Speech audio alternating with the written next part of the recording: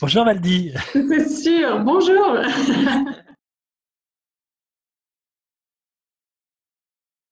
Faisant. Mais le fait de l'imaginer ensemble nous apporter encore à un autre niveau et j'espère des bonnes pratiques qu'on n'aurait pas eues tout seul. Je sens qu'il y a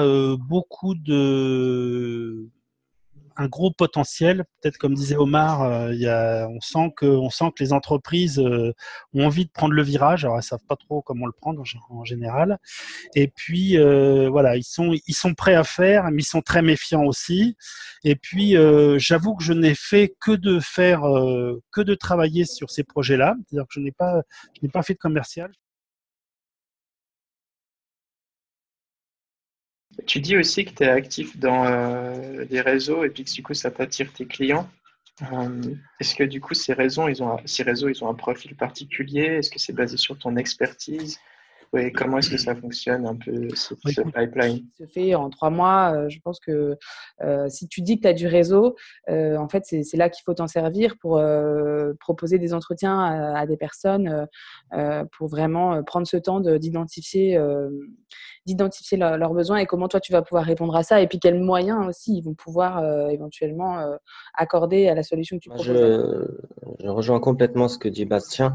Moi, ce que j'aurais fait, c'est voilà. J'ai bien aimé tout à l'heure quand Alain a utilisé le mot. J'ai pris beaucoup de plaisir à faire ça. Donc, je pense que la notion de plaisir, elle est contagieuse vis-à-vis du client. Donc, trouver le client avec lequel on est le plus à l'aise, prendre du plaisir à l'accompagner, à lui trouver une solution. Et en faisant ça, c'est beaucoup plus smooth. Et quand c'est smooth, quand on prend du plaisir, la solution, généralement, elle arrive très rapidement. Là, on a terminé la partie vraiment pratique, la partie codef. Ce que je voulais vous proposer pendant les 10-15 minutes, c'était de faire un tour de bonnes pratiques.